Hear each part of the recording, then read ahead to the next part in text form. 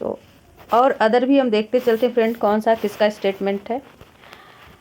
शिक्षा के द्वारा मानव मस्तिष्क का सदुपयोग किया जा सकता है, तो ये स्टेटमेंट राधा कृष्णन का है। सिर्फ नदी के किनारे खड़े होने पर पानी देखने से आप नदी पार नहीं कर सकते, ये कथन किसका है, तो टैगोर का है। और महात्मा गांधी का कथन है कि किसी व्यक्ति के विचार ही सब कुछ हैं, वह जैसे सोचता है वैसे ही बन जाता है। तो इन्होंने बहुत बड़ी बात कह दी है। तो ऑप्शन नहीं, ये चारों स्टेटमेंट बहुत ही महत्वपूर्ण है, कहीं से भी प्रश्न बन सकता है। आगे देखेंगे अगले क्वेश्चन को। और अगला क्वेश्चन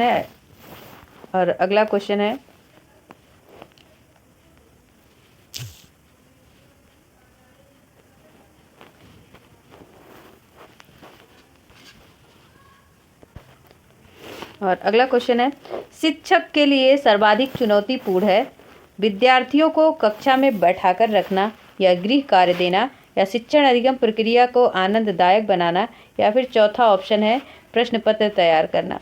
तो कौन सा ऑप्शन सबसे बढ़िया है, तो option C is right answer, शिक्षा अधिगम प्रक्रिया को महत्वपूर्ण बनाना। ठीक है, ये सबसे ज़्यादा चुनौतीपूर्ण है। आगे देखेंगे अगले क्वेश्चन को। और अगला क्वेश्चन है, शिक्षा मनोविज्ञान एक विज्ञान है, कैसा है ये, शैक्षिक नियोजन का, सिद्धांत नियोजन का, मानव व्यवहार, या इसमें से कोई नहीं। तो शिक्षा मनोविज्ञान एक मानव व्यवहार का विज्ञान है, option C is right answer. Next देखेंगे, पूरे ऑप्शन में है, नहीं कवर हो पाएंगे क्योंकि ये पीडीएफ बना दिए, यही पीडीएफ नहीं बनाना चाहिए था, इसीलिए पूरा ऑप्शन नहीं कवर हो पाएगा। तो एक एक करके देखेंगे। बच्चों को सीखने के लिए वह वातावरण अनुकूल है जहाँ पारिवारिक अनुशासन कड़ा है, तो ऐसा नहीं होना चाहिए ना, जहाँ पारिवारिक अनुशासन कड़ा है। खेलने और गाने की आज़ादी है, उनकी भाषा पूर्ण अनुभव और भावनाओं का सम्मान है, या चौथा ऑप्शन क्या है, चौथा ऑप्शन है पाठ्य पुस्तकों की प्रधानता है। ठीक है, तो पूछा गया है सबसे अच्छा है ना, बच्चों को सीखने के लिए वातावरण अनुकूल है जहाँ, तो सबसे अच्छा ऑप्शन बताना है इसमें, तो जहाँ ऑप्शन बी होगा, जहाँ उन्हें खेलने और गाने की आज़ादी हो। ठीक है, आगे देखेंगे अगले क्वेश्चन को।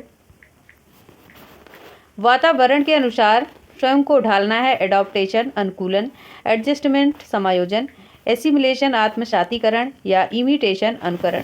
तो वातावरण के अनुसार स्वयं को ढालना क्या कहलाता है, ये एडॉप्टेशन कहलाता है। अनुकूलन मतलब किसी भी इंसान के अनुरूप हो जाना अनुकूलन है, या किसी वातावरण में खुद को ढाल लेना अनुकूलन है। तो option A is right answer. आगे देखेंगे, और अगला क्वेश्चन है फ्रेंड, सीखना के संदर्भ में कौन सा विकल्प असत्य है। अब ऑप्शन देखते हैं। तो ऑप्शन है फ्रेंड, व्यवहार परिवर्तन कहा जाता है। अब एक एक पता नहीं कैसे ये हल्का हो जाता है, समझ में नहीं आता है कि व्यवहार परिवर्तन अभ्यास या अनुभूति का फलस्वरूप होता है, और या फिर सीखने में व्यवहार में अपेक्षाकृत अस्थायी परिवर्तन होता है। तो ऑप्शन डी सही होगा, क्योंकि इनमें से कुछ नहीं होता है। ठीक है, इसको हम छोड़ ही देते हैं, पूरा ऑप्शन दिख नहीं रहा, फिर सही नहीं लगता। तो नेक्स्ट है, रमशा क्या है, रमशा मीन्स, तो राष्ट्रीय माध्यमिक सूचना एवं अनुसंधान है, या फिर राष्ट्रीय उच्च माध्यमिक शिक्षा अभियान है, या फिर राष्ट्रीय माध्यमिक शिक्षा अभियान है। तो क्या है, रमशा क्या है, तो ये friend option C is right answer होगा, ये राष्ट्रीय माध्यमिक शिक्षा अभियान है।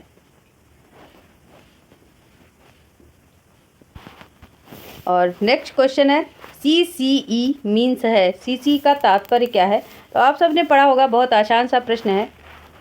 CCE का मतलब क्या होता है, कॉन्टीन्यूअस कॉम्प्रीहेंस इवोल्यूशन। ठीक है, कॉन्टीन्यूअस कॉम्प्रीहेंसिव इवोल्यूशन।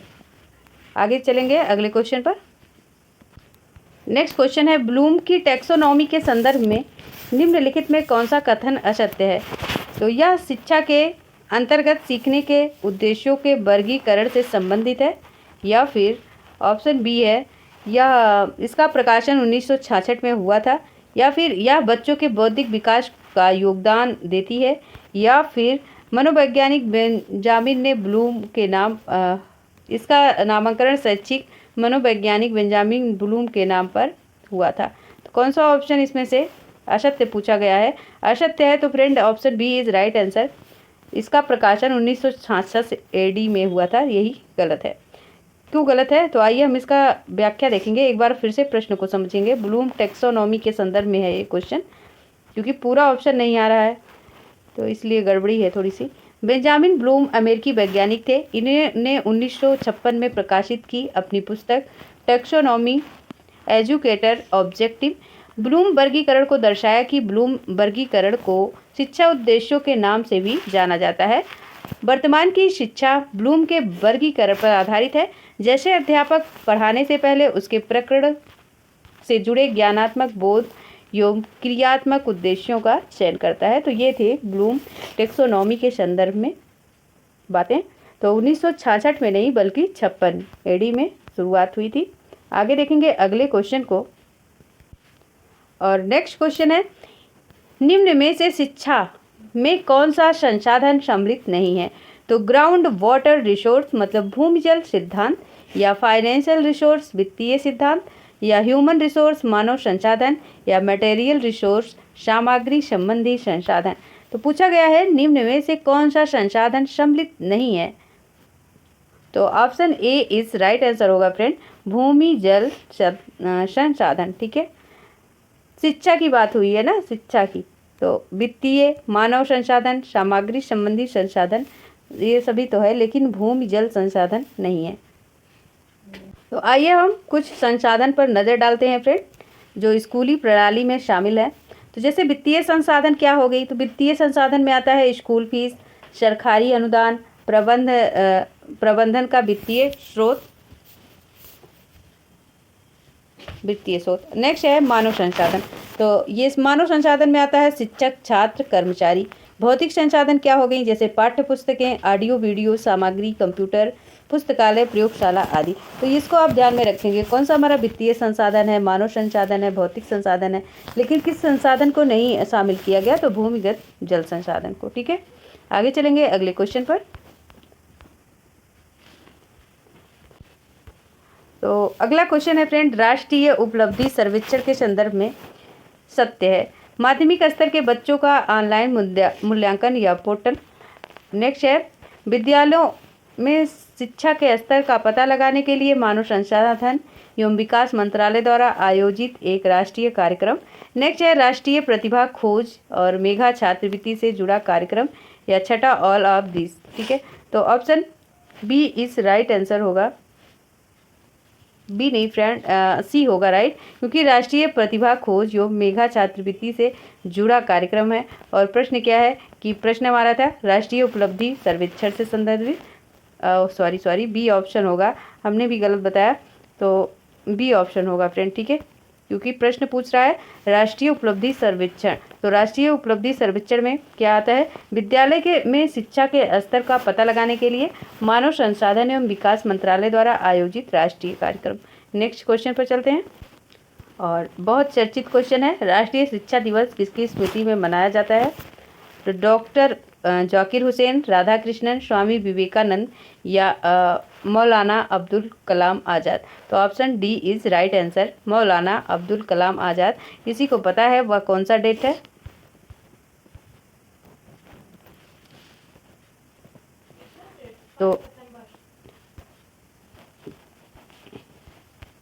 तो फ्रेंड वो डेट है 11 नवंबर, राष्ट्रीय शिक्षा दिवस मनाया जाता है। और इस दिवस की शुरुआत नवंबर 2008 से हुई थी फ्रेंड, और इस दिवस का मुख्य उद्देश्य दुनिया भर में शिक्षा दिवस के महत्व के बारे में जागरूकता फैलाना था। तो याद रखेंगे आप। आगे चलते हैं अगले क्वेश्चन पर।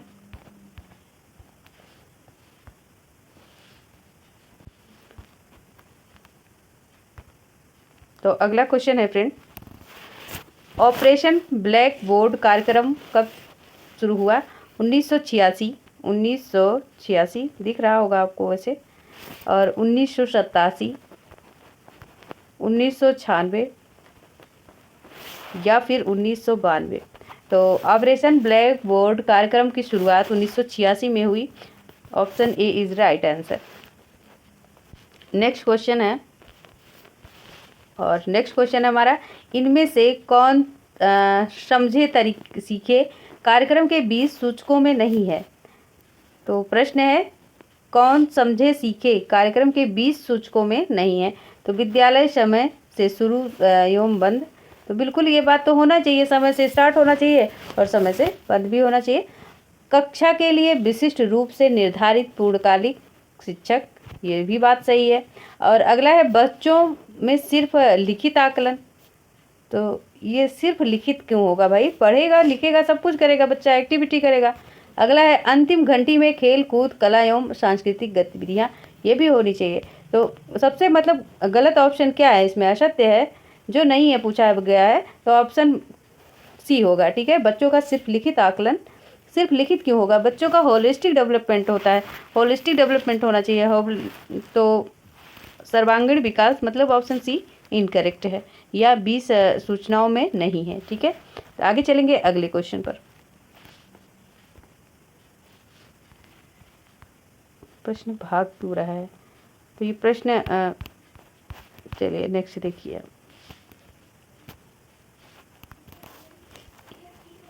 और नेक्स्ट है, शायद आपको दिख रहा हो, उत्पीड़ितों का शिक्षा शास्त्र के लेखक हैं। तो फ्रीडरिक फ्रोवेल, फ्रांसिस बेकन, या पाउलो फेरे, या मदन मोहन मालवीय। तो option C is right answer है, पाउलो फेरे। उत्पीड़ित का शिक्षा शास्त्र लेखक पाउले फेरे। फेरे। आगे चलेंगे अगले क्वेश्चन पर।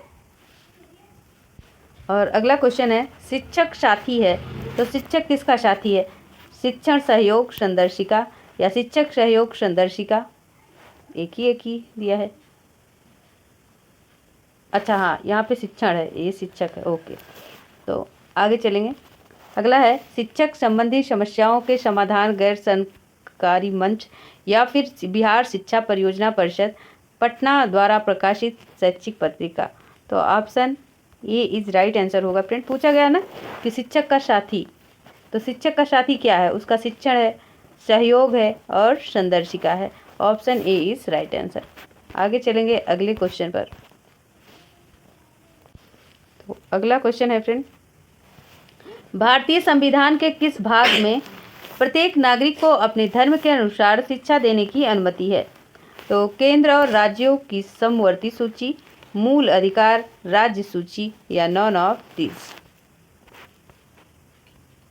तो फ्रेंड मतलब देने की अनुमति पूछी गई है ना, तो मूल अधिकार में है ये, option B is right answer, मतलब फंडामेंटल राइट में।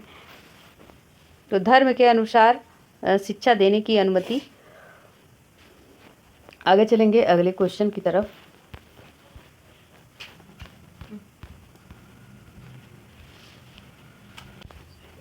अगला क्वेश्चन है, निम्नलिखित में से कौन सामाजिकरण का सक्रिय एजेंसी माध्यम नहीं है, परिवार माध्यम, रेलवे स्टेशन, या फिर धार्मिक इंस्टीट्यूशन, मतलब संस्था।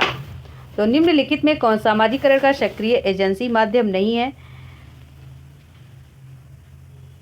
तो option B is right answer. अरे सॉरी, बी कैसे होगा, ऑप्शन तो सी है ना, रेलवे स्टेशन, मेरा भी दिमाग कहाँ है। तो option C is right answer. Next question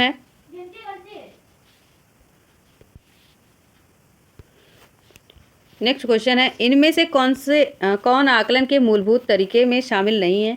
तो व्यक्तिगत, सामूहिक, सहपाठियों द्वारा, या शिक्षकों द्वारा आकलन। तो मूलभूत तरीकों में शामिल नहीं है, व्यक्तिगत तो होता है, सामूहिक भी, सहपाठियों द्वारा होता है, लेकिन शिक्षकों द्वारा आकलन, option D is right answer नहीं होता है। ठीक है, आगे चलेंगे अगले क्वेश्चन पर।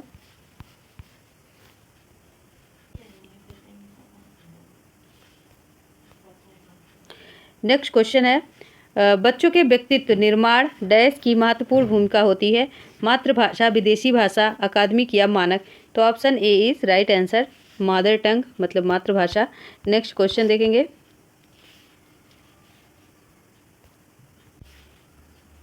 नेक्स्ट है, वाइगोत्स्की के सिद्धांत में विकास के किस पहलू की उपेक्षा की जाती है? तो सोशल, बायोलॉजिकल, जैविक, लिंग्विस्टिक, भाषाई या कल्चरल, मतलब सांस्कृतिक। तो वाइगोत्स्की के सिद्धांत के विकास में किस पहलू की उपेक्षा की जाती है?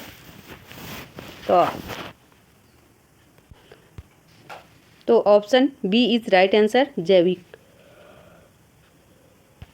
नेक्स्ट क्वेश्चन पर चलते हैं फ्रेंड।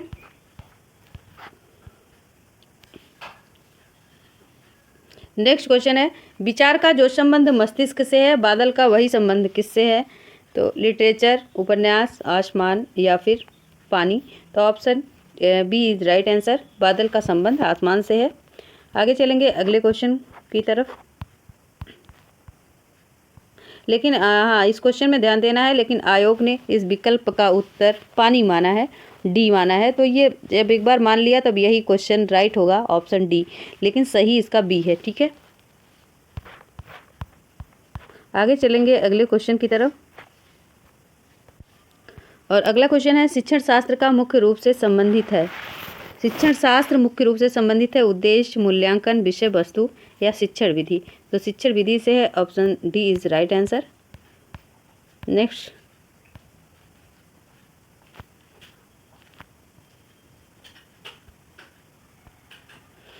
क्वेश्चन है, किसी प्रतिभाशाली बालकों में संचेतता निम्न कोटि में होती है, एकाग्रता होती है, शब्दकोश का विशाल नहीं होता है या सामान्य ज्ञान कमजोर होता है।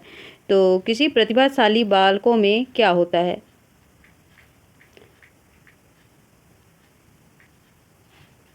तो option B is right answer, एकाग्रता होती है फ्रेंड। ठीक है, बिना एकाग्रता के कोई आगे नहीं बढ़ सकता है। जब जो जिसका भटकाव हर तरफ रहेगा, हर कार्य में उसका मन चंचलता रहेगी, किसको भी कर ले इसको, तो वो किसी में सक्सेस नहीं होता। जो अपने एक लक्ष्य की तरफ अपने मन को एकाग्र कर लेता है तो वही प्रतिभाशाली कहलाता है। Option B is right answer. आगे चलेंगे अगले क्वेश्चन की तरफ।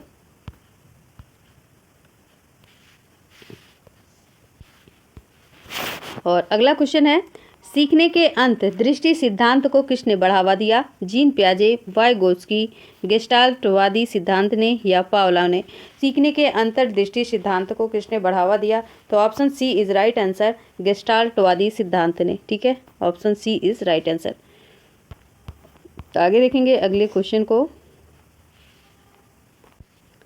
नेक्स्ट है फ्रेंड, निम्नलिखित में कौन सा सीखने की शैली का एक उदाहरण है? तो विजुअल मतलब चाक्षुष, एक्युरल संग्रहणल, फैक्चुअल तथ्यात्मक और टेक्चुअल स्पर्श संबंधी।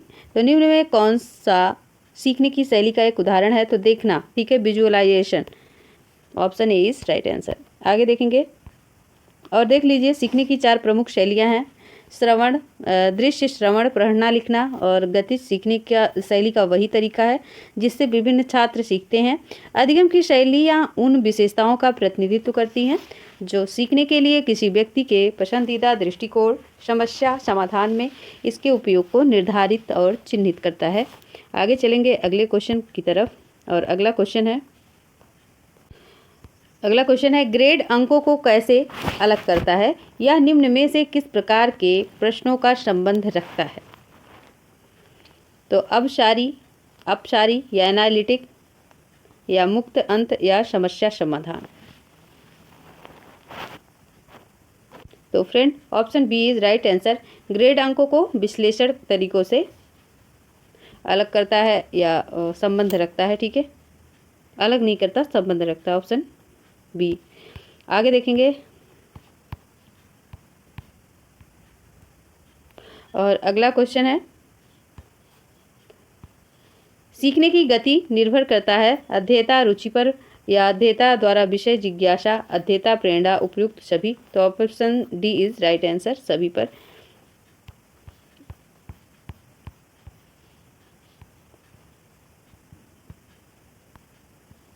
देखिए प्रश्न देख लीजिए, ऑप्शन तो पूरा आ नहीं रहा है।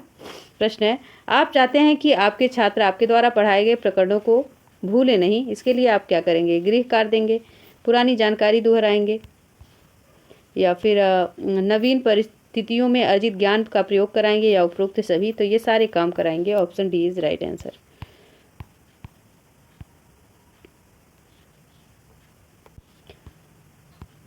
और नेक्स्ट क्वेश्चन है, करके सीखना उपयोगी है क्योंकि बच्चे करके अच्छे लगते हैं, ठीक है, या अधिक रुचिकर है, बच्चे क्रियाशीलता को पसंद करते हैं, या इनसे बच्चों को व्यस्त रखने में मदद मिलती है, ठीक है। तो करके सीखना क्यों अच्छा है, तो बच्चे इससे अच्छे से समझते हैं, ठीक है। अगर करेंगे तो अच्छे से समझ पाएंगे, अगर आप कुछ भी काम करेंगे तो जाहिर सी बात है कि अच्छे से समझेंगे। Option A is right answer. आगे देखिए अगले क्वेश्चन को, और अगला क्वेश्चन है हमारा, छात्र केंद्रित शिक्षण पद्धति कहा जाता है कोऑपरेटिव लर्निंग, सहकारी अधिगम, इंक्वायरी बेस्ड लर्निंग मतलब पूछताछ आधारित शिक्षा, या बोथ, या डायरेक्ट इंस्ट्रक्शन प्रत्यक्ष अनुदेशन। तो option C is right answer होगा। एक तो सहकारी अधिगम, दूसरा पूछताछ आधारित अधिगम। तो छात्र केंद्रीय शिक्षण पद्धति, सहकारी, पूछताछ।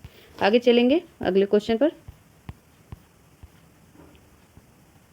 और नेक्स्ट क्वेश्चन है, बच्चों को अपनी पढ़ाई मन में लगाने के लिए प्रोत्साहित करने में शिक्षकों की आवश्यकता है। बच्चों को डांटना, या फिर कंट्रोल द चाइल्ड बच्चों को नियंत्रित करना, या फिर compare the child with other बच्चों की तुलना दूसरों से करना, या मोटिवेट द चाइल्ड।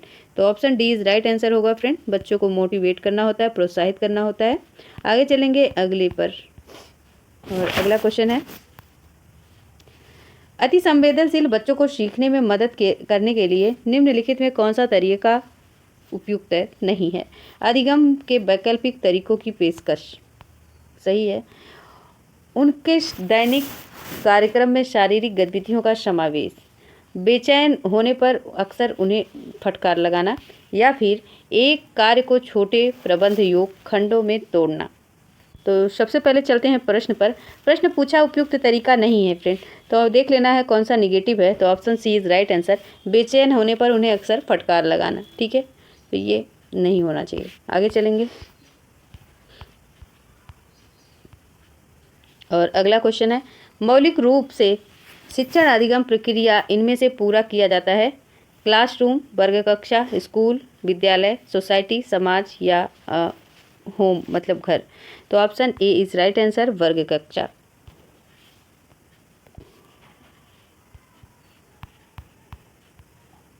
और नेक्स्ट क्वेश्चन है, प्रभावी शिक्षण के लिए बच्चों को विषय वस्तु का विशेषज्ञ होना चाहिए, जिसमें शामिल है विषय की पकड़, ज्ञान संप्रेषित करने की क्षमता, या एक अनुशासन से दूसरे में विचारों को लागू करने की क्षमता, या फिर ऑल ऑफ द एबव। तो सब सारे के हैं फ्रेंड, ठीक है।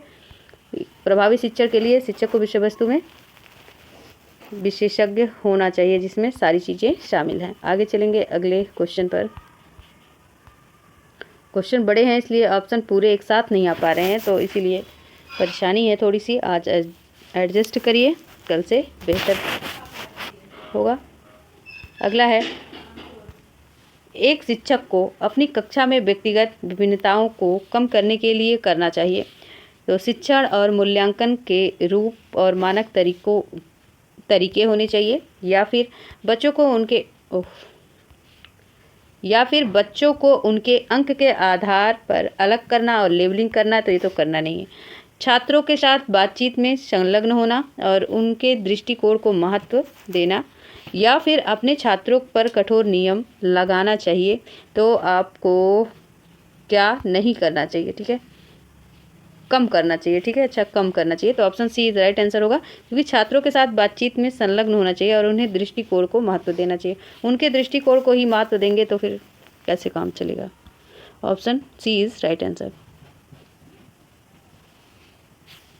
काम चलेगा मतलब बेहतर ये है, ये ऑप्शन ए, ठीक है। ऑप्शन सी बेटर ऑप्शन है, क्योंकि उनकी मतलब व्यक्तिगत जो समस्या है उसे कम करने के लिए क्या करना चाहिए। प्रश्न थोड़ा सा अजीब है, इसीलिए ऑप्शन सी राइट आंसर है इसका।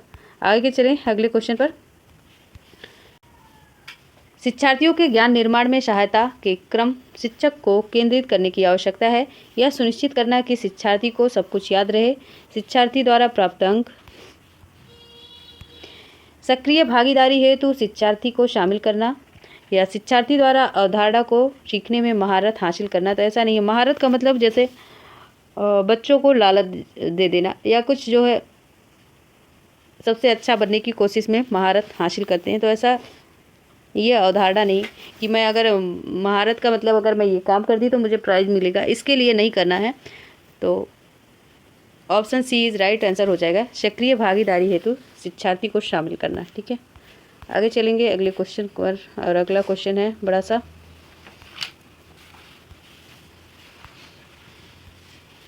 एक शिक्षक कक्षा के प्रदर्शन को संग्रहित करता है और उसे आकलित करता है, फिर छात्र को ज़रूरतों को पूरा करने के लिए अगले पाठ की योजना बनाता है एवं सामंजित करता है, वह कर रहा है या कर रही है। तो अधिगम आकलन के रूप या अधिगम के लिए आकलन या उपरोक्त कोई नहीं। तो option C is right answer, अधिगम के लिए आकलन। आगे चलेंगे अगले क्वेश्चन पर। और अगला क्वेश्चन है, कक्षा कक्ष में विचार संप्रेषण निर्भर करता है कक्षा की अंतःक्रियाएं, अध्यापक के व्याख्यान कौशल पर या विषय की कठिनाई पर या फिर छात्रों की मेधा पर। तो option C is right answer, विषय की कठिनाई पर। कक्षा कक्ष में आप किस चीज़ पर विचार करेंगे, किस बारे में बातचीत करेंगे, तो जहाँ पे आपको कठिनाई होगी उसी बारे में विचार विमर्श करेंगे। ठीक है, option C is right answer. और नेक्स्ट क्वेश्चन है, निम्नलिखित में कौन सा समस्या समाधान वैज्ञानिक विधि का पहला चरण है? समस्या जागरूकता, प्रासंगिक जानकारी संग्रह, परिकल्पना का निर्माण या फिर परिकल्पना का सत्यापन। तो निम्नलिखित में कौन सा समस्या समाधान की वैज्ञानिक विधि का पहला चरण पूछा गया है? तो option A is right answer, समस्या की जागरूकता। जब तक आप समस्या के बारे में जागरूक नहीं होंगे, जानेंगे नहीं, तो फिर कैसे और काम करेंगे? तो पहला चरण यही है। आगे चलेंगे अगले क्वेश्चन पर। और अगला क्वेश्चन भी हमारा बड़ा सा है, खैर हम पढ़ते चलते हैं। युवा साथियों को कक्षा साथियों के साथ सहभागिता हेतु प्रोत्साहित करना चाहिए, पाठ्यक्रम को जल्दी पूरा करना चाहिए, किया जा सकता है। वे पाठ्य अवधि में सामाजिक कौशल सीखते हैं। शिक्षक कक्षा को बेहतर ढंग से नियंत्रित करता है या वे एक दूसरे के सवालों के जवाब सीख सकते हैं। तो सबसे बेहतर ऑप्शन क्या होगा? प्रोत्साहित करना चाहिए, तो उसके लिए बी होगा, वे पाठ्य अवधि में सामाजिक कौशल सीखते हैं। जब भाई सबके साथ सीखेंगे, ग्रुपिंग में सीखेंगे, सहभागिता होगी एक दूसरे की, तो सहयोग होगा। तो इसका मतलब है वहाँ पे सामाजिक कौशल सीखते हैं। Option B is right answer. आगे चलते हैं अगले क्वेश्चन पर। और अगला क्वेश्चन है हमारा, कक्षा शिक्षण की उत्तम प्रणाली वह है जिससे प्रश्नों की आवश्यकता ना पड़े। अध्यापक छात्रों से प्रश्न पूछें, छात्रों को अध्यापक से शंका समाधान करें, या अध्यापक और छात्र दोनों एक दूसरे से प्रश्न करें। ठीक है, तो मतलब क्या पूछा? उत्तम प्रणाली वह है कि जहाँ छात्र अपने अध्यापक से शंका समाधान करें। ठीक है, option C is right answer, उत्तम प्रणाली है। आगे चलेंगे अगले क्वेश्चन पर।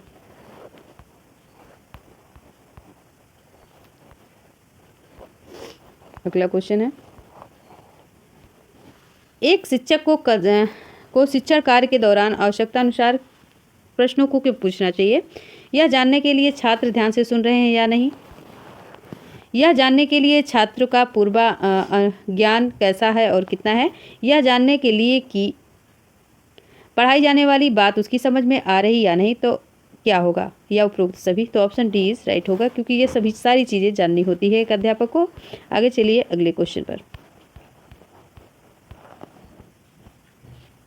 और अगला क्वेश्चन है, निम्न में कौन सा सूक्ष्म शिक्षण का गुण नहीं है? तात्कालिक प्रतिपुष्टि, पुनर्पाठ नियोजन के अवसर, या एक ही शिक्षण कौशल पर ध्यान केंद्रण, या शिक्षण परिस्थिति पर नियंत्रण का अभाव। तो क्या पूछा गया है? गुण नहीं है, तो option D is right answer. शिक्षण परिस्थिति पर अगर नियंत्रण का अभाव लगा देंगे तो फिर कैसे काम चलेगा? इसलिए सूक्ष्म शिक्षण का गुण नहीं है, ऑप्शन डी। आगे चलेंगे अगले क्वेश्चन को। सीखने का उपयुक्त अर्थ है ज्ञान का समावेश, व्यवहार का परिमार्जन, व्यक्तिगत समायोजन या कौशलों का अधिग्रहण। तो सीखने का सबसे उपयुक्त अर्थ क्या होगा? Option B is right answer, व्यवहार का परिमार्जन। मतलब बदलाव के लिए ही पढ़ता है इंसान। ठीक है, सीखता है, पढ़ता है, सब कुछ करता है, तो शिक्षा ही हमारे जीवन में बदलाव भी लाती है। आगे चलेंगे अगले क्वेश्चन पर। तो नेक्स्ट क्वेश्चन है, निम्नलिखित में से विषयों का सबसे प्रत्यक्ष अनुभव यही है? चलचित्र है, दृश्य प्रतीक है, प्रदर्शन है या क्षेत्र भ्रमण है? तो निम्नलिखित में विषयों का सबसे प्रत्यक्ष अनुभव क्षेत्र भ्रमण है। ऑप्शन क्षेत्र भ्रमण नहीं, निम्नलिखित में से विषयों का सबसे प्रत्यक्ष अनुभव यही है, क्या है? प्रदर्शन है। ऑप्शन सी डी दिया है ना? अच्छा डी है, ठीक है, हमारे हिसाब से तो सी है, ठीक है, डी है, ठीक है। तो निम्नलिखित में से विषयों का सबसे प्रत्यक्ष अनुभव डी है, फील्ड ट्रिप, क्षेत्र भ्रमण। कैसे डी हो सकता है? आगे देखिए, शिक्षण की सुकराती विधि को जाना जाता है तो व्याख्यान, सह प्रदर्शन विधि या परिचर्चा विधि, खोजी विधि, प्रश्नोत्तर विधि। तो option D is right answer, प्रश्नोत्तर विधि। नेक्स्ट देखते हैं, फास्ट चलते हैं। शिक्षण को त्रिकोणीय प्रक्रिया का केंद्र बिंदु कौन सा नहीं है? शिक्षण विधि, शिक्षक, शिष्य, छात्र, विषय वस्तु। तो कौन सा नहीं है?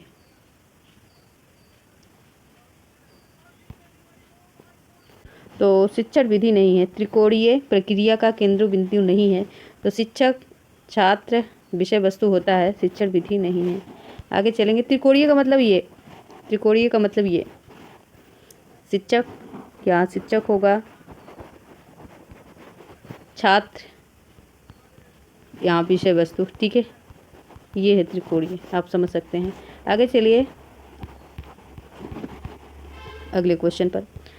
सहकारी अधिगम के लिए सर्वाधिक महत्वपूर्ण गुण है प्रभावी अधिगम, सकारात्मक अंतर निर्भरता या सहयोग या श्रम विभाजन। तो option C is right answer, cooperation मतलब सहयोग। आगे चलेंगे और अगला क्वेश्चन है, एक अच्छा शिक्षक वह है जो उपयोगी सूचना देता है या अच्छे से अवधारणा एवं सिद्धांतों की व्याख्या करता है या छपे नोट विद्यार्थियों को देता है या सीखने के लिए प्रेरित करता है। तो जो सबसे अच्छा मोटिवेटर होगा वही होगा, option D is right answer, ठीक है, वही ऑप्शन बेहतर होगा। आगे देखिए, निम्न में कौन सा अधिक सहभागी और छात्र केंद्रित है? सेमिनार, कार्यशाला, व्याख्यान या समूह परिचर्चा। तो option D is right answer.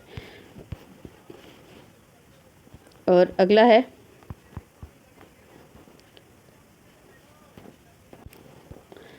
कक्षा शिक्षण में व्यवस्था निर्भर करती है प्रधानाध्यापक की शैक्षिक योग्यता पर, शिक्षक की व्यावसायिक निपुणता, अन्य शिक्षकों के सहयोग पर या फिर विद्यालय साख सज्जा पर। तो कक्षा शिक्षा की व्यवस्था निर्भर करती है फ्रेंड, किस पर निर्भर करती है? शिक्षक की व्यावसायिक निपुणता पर, ठीक है, कि अपने व्यवसाय में वो कितना बेहतर है, कितना निपुण है, ठीक है। आगे चलेंगे,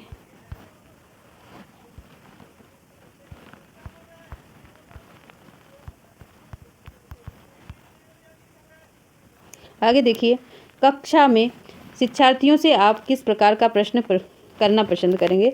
जिस प्रश्नों के उत्तर सभी छात्र दे सकते हैं, जिन प्रश्नों के उत्तर कोई छात्र ना दे सकें, या फिर जिन प्रश्नों के उत्तर शायद ही कोई दे सके, या जिन का उत्तर देने के लिए छात्रों को कुछ सोचना पड़े, ठीक है। तो जब भाई देखिए, उन्हें बेहतर बनाना है, कुशल बनाना है आपको, तो जिस पर वो दिमाग पर जोर डालें, सोच सकें, ठीक है। Option D is right answer. आगे देखेंगे अगले क्वेश्चन को, और अगला क्वेश्चन है, पाठचर्या निर्माण में मुख्य रूप से किस बात पर ध्यान रखा जाता है? शैक्षिक उद्देश्य, शैक्षिक शिक्षण विधि, छात्रों का परिवेश या पाठ्य सामग्री। तो सबसे ज़्यादा मुख्य रूप से मुख्य की बात हुई है, तो छात्रों का परिवेश कैसा है, ठीक है।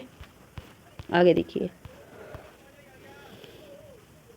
आगे है, अच्छी शिक्षण सहायक सामग्री की जरूरी खूबियाँ क्या हैं?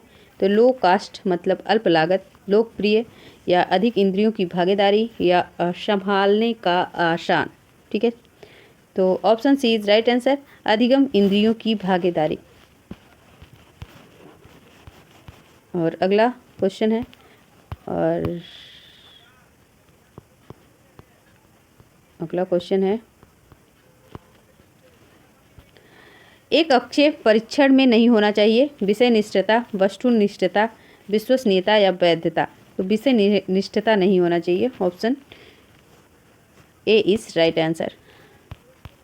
आगे देखिए अगला क्वेश्चन, निम्न शब्द समूहों से विजातीय पद समूह को चुनिए। पटना, रांची, लखनऊ, इंदौर। तो इंदौर, क्यों इंदौर ही क्यों होगा? क्योंकि विजातीय की बात हुई है। तो देखिए लखनऊ क्या है? लखनऊ राजधानी है। पटना किसकी राजधानी है? बिहार की राजधानी है ना। तो पटना, रांची, लखनऊ भारतीय राज्यों की राजधानी है, जबकि इंदौर एक शहर है, इसलिए भिन्न है। ठीक है, आगे देखिए अगले क्वेश्चन को। जो संबंध सैनिक और सेना के बीच है, वही संबंध विद्यार्थी का किसके साथ है? शिक्षा, शिक्षक, छात्र, कक्षा। तो फ्रेंड कक्षा के साथ है। Option D is right answer. और नेक्स्ट देखिए, तो ये लास्ट क्वेश्चन है। आपको कैसी लगी क्लास? थोड़ी सी आज परेशानी तो हुई, आप कमेंट कीजिए। तो थैंक यू।